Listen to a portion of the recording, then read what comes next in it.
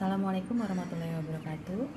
Yang terhormat Bapak Kepala Sekolah, Bapak Wakil Kepala Sekolah, Bapak dan Ibu Guru SMA Negeri Tambun Selatan, dan yang saya cintai anak-anak kelas 10 yang baru masuk ke SMA Negeri 1 Tambun Selatan, saya ucapkan selamat bergabung dan selamat menimba ilmu di SMA Negeri 1 Tambun Selatan. Puji dan syukur saya ucapkan kehadirat ilahi Robbi Allah Subhanahu wa Ta'ala, bahwa atas izinnya lah pada hari ini kita dapat berkumpul bersama di sini untuk menyaksikan MPLS atau masa pengenalan lingkungan sekolah yang dilaksanakan secara daring. Di masa yang normal ini, seperti kita ketahui bahwa segala sesuatu dilakukan secara daring, termasuk kegiatan yang berada di dalam sekolah. Saya, Dr. Asrid Darmayanti, pada kesempatan ini saya diberi mandat untuk memberikan edukasi yang informatif tentang apa itu penyakit corona atau yang kita kenal dengan COVID-19 dan bagaimana pencegahannya di masa new normal ini. Untuk lebih lanjutnya, jangan ngantuk dulu ya. Kita simak dulu pemaparan saya tentang apa itu corona. Oke, pastinya kalian semua tahu bahwa kita sekarang sedang memasuki masa new normal. Apa sih masa new normal? Pernah ada yang terpikir nggak, apa sih masa new normal? Masa new normal itu bukanlah masa normal. Awas ya, bukan masa normal. Dimana pada saat ini kita mencoba untuk tetap melakukan kegiatan secara normal, tetapi masih ada si COVID atau corona di tengah-tengah kita. Dan hal ini membuat kita harus lebih waspada, lebih aware tentang apapun yang kita lakukan di luar rumah. Maka dari itu tentunya kita harus tahu bagaimana pencegahan dan apa yang harus kita lakukan agar kita terhindar dari si COVID ini. Oke, saya cerita sedikit tentang corona atau COVID ini ya. Nah, ini adalah gambar mengenai virus corona. Virus corona ini pertama kali ditemukan di Wuhan, Cina, di mana didapatkan 600 kasus dengan 17 orang yang tewas. Itu pada Januari 2020. Kemudian virus ini menyebar ke sekitarnya, yaitu di Hong Kong dan di Macau, dan akhirnya sampai ke Amerika Serikat, Thailand, Jepang, Korsel, Taiwan, dan akhirnya tibalah di kita. Apa sih penyakit virus corona ini?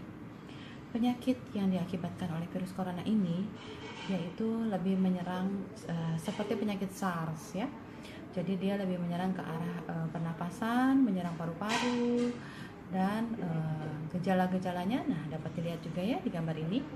Gejala yang khas biasanya adalah demam, kemudian batuk pilek, dan ada juga perasaan letih, lesu, lemas, sakit tenggorokan, atau sampai kepada gangguan sesak nafas yang akhirnya bisa berakibat kematian ya. Dan penularannya itu sangat mudah, dapat melalui droplet itu adalah ludah ya, pucratan ludah kita melalui droplet yang berasal dari batuk, dari bersin ya, kemudian kontak pribadi seperti menyentuh tangan atau bersentuhan ya, maka itu kita tetap harus menjaga jarak dan menyentuh benda-benda atau permukaan di mana virus telah ada di atasnya.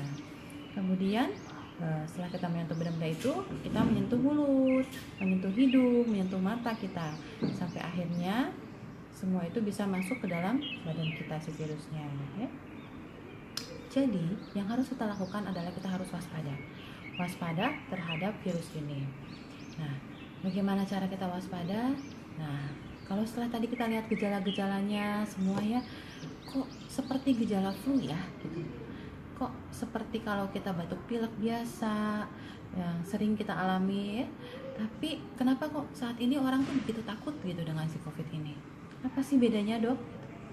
Nah, kalau untuk kalian ketahui bahwa bedanya si corona ini dengan flu adalah yang pertama, corona ini berbahaya karena dia bisa menimbulkan kematian. Kenapa orang bisa mati karena corona? Karena corona ini dia menyerang paru-paru atau sistem pernapasan kita. Pada saat dia masuk ke dalam tubuh kita, dia langsung menyerang paru-paru, dan pada saat dia menyerang paru-paru, akhirnya kita tidak bisa bernapas, sulit bernapas, saturasi oksigen kita turun, dan akhirnya semua organ dalam tubuh kita lumpuh untuk melakukan aktivitas karena oksigen yang ada kurang, ya. Makanya sering juga akhirnya ada yang meninggal mendadak atau sudden death. Kemudian yang kedua adalah penularannya. Penularan dari virus corona ini sangat mudah dan cepat. Seperti tadi saya cerita bahwa penularannya itu hanya melalui droplet, kita ngobrol atau kita batuk, kita bersin, tanpa kita sadari itu tuh sudah beribu-ribu virus yang keluar dari badan kita, ya.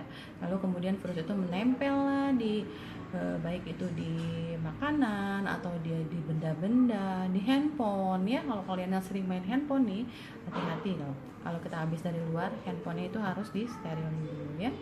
Kemudian yang lebih bahaya lagi adalah bahwa virus ini mengakibatkan kerusakan permanen dari organ.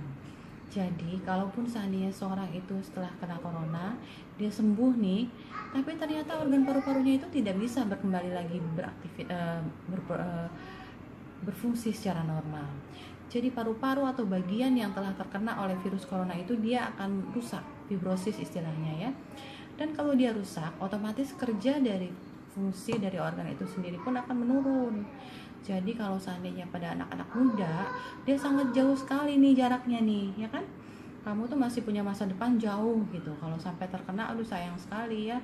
Masa kamu mau hidup sampai akhir nanti dengan paru-paru hanya setengah? Enggak kan? Makanya harus dijaga. Dan yang keempat, ya, angka kematian anak di Indonesia karena COVID ini adalah yang tertinggi di Asia. Ayo, di Asia loh, jangan main-main. Di Singapura itu tidak ada kematian karena anak. Di Indonesia 1,5% dari angka penularan, angka kesakitan corona. Nah, kalian diidai itu bahwa anak-anak itu adalah sampai dengan usia 18 tahun. Jadi berarti kalian itu masih termasuk anak-anak. Karena kan usianya masih di bawah 18 tahun kan? Nah, jadi kalian itu kalau sampai amit-amit terkena nih ya, itu termasuk ke angka anak-anak. Maka itu harus jaga supaya jangan sampai terkena. Oke? Nah, jadi karena begitu berbahayanya si corona ini, kita harus tahu cara pencegahannya. Bagaimana sih cara pencegahannya? Nah, seperti gambar ini, kalian lihat ya. Cara pencegahannya adalah kita harus menjaga diri dan keluarga kita dengan cara germas. Apa sih germas? Gerakan masyarakat hidup sehat atau gerakan masker. Ya, kalau lebih singkatnya kita sering kenal kalau germas itu adalah gerakan masker. Caranya apa? Yang pertama, kita harus makan makanan dengan gizi yang seimbang, ya. Gizi yang seimbang pastinya kalian sudah tahu ya, 4 sehat 5 sempurna, ya. Kemudian yang kedua, rajin olahraga dan istirahat yang cukup. Nah, apalagi nih sekarang kan banyak di rumah ya, kita kan banyak melaksanakan kegiatan-kegiatan di rumah karena libur dan lain-lain. Jadi harus tertinggi olahraga. Yang ketiga, jaga kebersihan lingkungan. Nah, kalian kalau banyak di rumah, selesai belajar, selesai daring, bantu ibu atau ayah bersih-bersih di rumah ya. Kemudian yang keempat, bagi yang merokok, tidak merokok. Nah, awas nih, ada yang merokok nggak di sini? Nah, jangan merokok ya. Kenapa? Karena pada saat merokok ini juga fungsi paru-paru kita tuh sudah rusak karena rokok ini. Ditambah nanti kita ada virusnya lagi, jadi akan lebih berat ya. Kemudian untuk minum, nah jangan lupa nih, kita juga nggak boleh dehidrasi, karena kalau kita dehidrasi, imun tubuh kita itu pasti akan turun. Jadi minum minimal 8 gelas per hari, minimal loh itu ya. Nah, kemudian makan, dan makanan itu harus yang matang, well done tuh istilahnya ya. Gak boleh tuh kita makan yang setengah-setengah matang, karena sekarang ya kita tahu sendiri kalau bakteri dan virus itu bisa juga ada di hewan-hewan ya. Lalu jangan lupa gunakan masker dan cuci tangan. Nah, oke. Kemudian kalau ada gejala, pada saat ini kan kita disebut daerah pandemi ya, pada daerah pandemi itu. Jadi kalau kita ada gejala seperti tadi yang saya bilang, ada panas badan, ada batuk, ada pilek, segera periksakan ke dokter. Ya, lebih baik kita yakin kalau itu bukan daripada kita telat. Karena biasanya yang telat itu akan berakibat buruk, ya kan? Lalu yang terakhir, jangan lupa berdoa ya. Ini terakhir tapi sebetulnya utama, karena apapun yang kita jalankan itu Kalau tanpa adanya izin dari Allah Subhanahu wa taala tidak akan terlaksana ya. Oh iya, tadi saya lupa. Ada salah satu dari makanan itu adalah vitamin D. Vitamin ya. Vitamin D ini kita beruntung sekali karena kita sekarang berada di negara tropis. Negara tropis di mana banyak sinar matahari yang di dalamnya itu terdapat banyak vitamin D. Ya. Nah, faktor-faktor lain yang mempengaruhi kekurangan vitamin D, vitamin D itu adalah karena pertama kita biasanya lebih banyak di rumah. Kita lebih banyak di rumah, otomatis kita akan lebih jarang terpapar vitamin D. Kemudian kulit kita tertutup hijab. Ya, jadi kita kurang hijab karena ketutup hijab, jadi otomatis kita juga kurang terpapar oleh vitamin D. Kemudian pakai sunblock. Nah, kemudian asupan vitamin D itu sendiri kurang bagi kita. Nah, dari mana sih sumber asupan vitamin D itu? Vitamin D itu 90% berasal dari sinar matahari. Jadi jangan lupa kita harus berjemur pagi-pagi. Ya. Kenapa? Karena itu paling mudah kita dapatkan vitamin D. Kita tidak usah makan, kita tidak usah mengkonsumsi vitamin D. Hanya cukup dengan berjemur kita bisa dapat vitamin D 90%. Kemudian yang 10%-nya lagi dari mana? Itu dari makanan. Makanan yang banyak mengandung vitamin D itu adalah makanan yang mengandung minyak ikan, salmon, tuna. Jadi kalian harus banyak makan ikan-ikanan ya. Nah, berapa sih kebutuhan vitamin D harian yang kita butuhkan? Itu adalah sekitar 400 sampai dengan 600 international unit bagi usia kalian ya. Nah, sekarang masalah si berjemur nih. Berjemur itu banyak sekali pendapat-pendapat yang menyatakan kapan sih waktu berjemur, jamnya jam berapa lama ya. Jadi ternyata berjemur itu tergantung dari usia, berapa usia kalian, kemudian warna kulitnya. Untuk orang yang cenderung lebih putih, dia mungkin harus lebih lama berjemurnya ya. Kemudian musim, berawan atau tidak, dan waktunya kapan kalian berjemur ya. Waktu berjemur untuk mendapatkan vitamin D yang setara dengan 1000 IU per hari itu adalah sekitar jam 9 sampai dengan jam 10 pagi selama 25 sampai dengan 30 menit ya. Dan yang terkena paparannya itu harus 25% dari bagian tubuh. 25% bagian tubuh itu adalah termasuk tangan ya, lengan juga, kemudian muka dan kaki.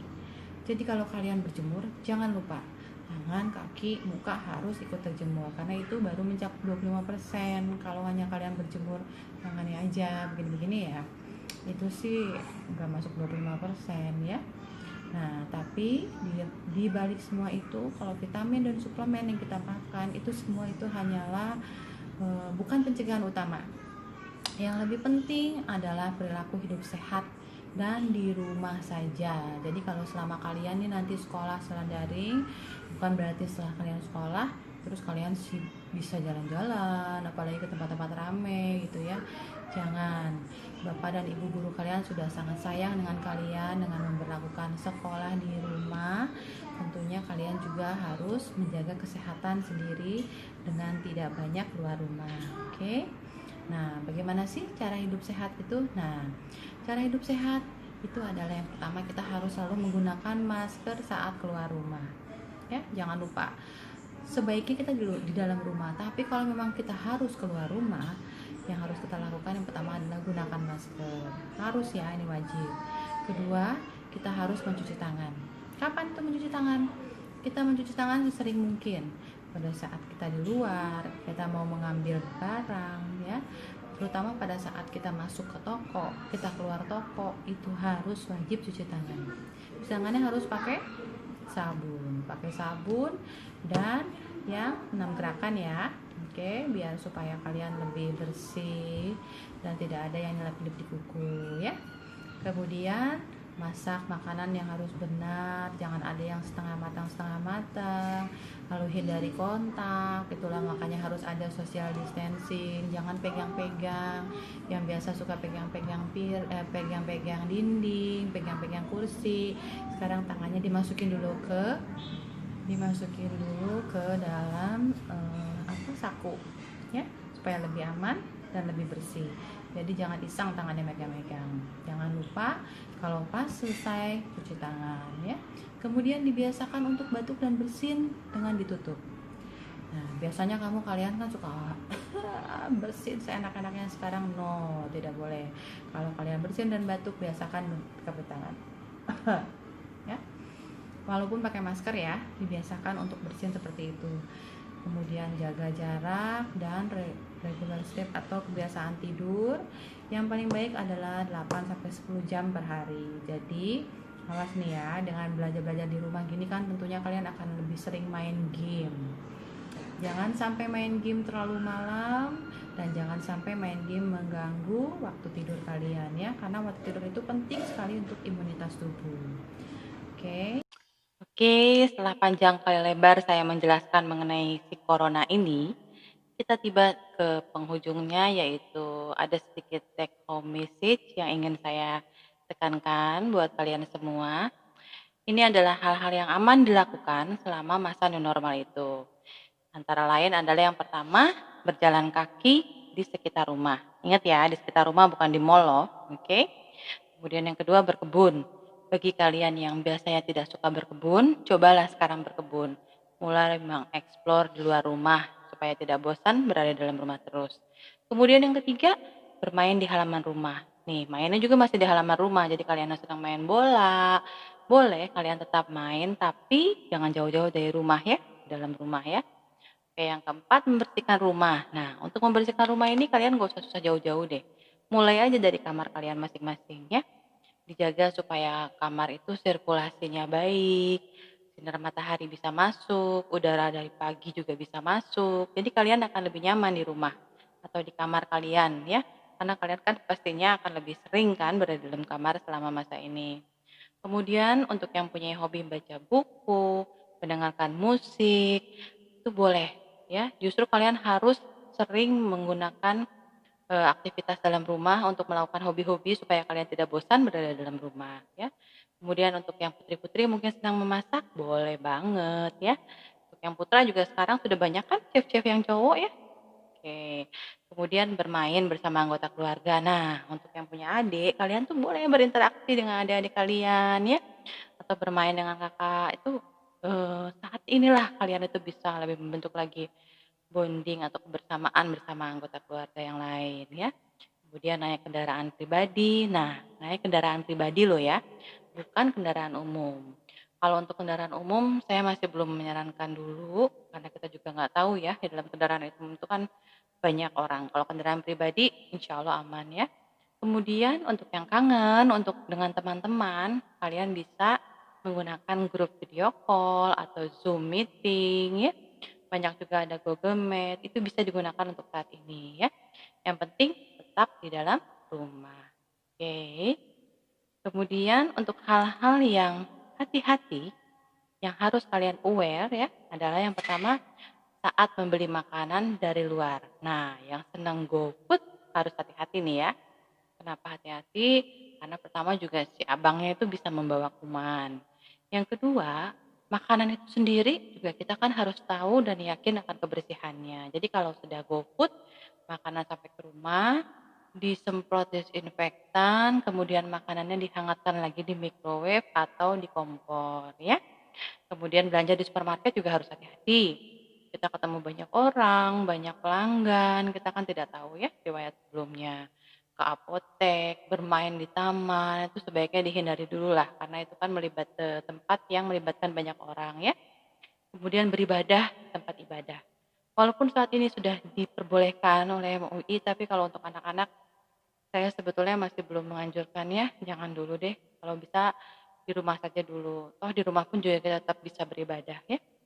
Kemudian mengunjungi perpustakaan. Nah, ini kan kita juga nggak tahu tuh di perpustakaan itu buku-buku yang dipegang dan lain-lainnya. Jadi tetap harus hati-hati kalau sudah megang buku, kalau memang harus habis megang buku kalian cuci tangan atau gunakan hand sanitizer ya.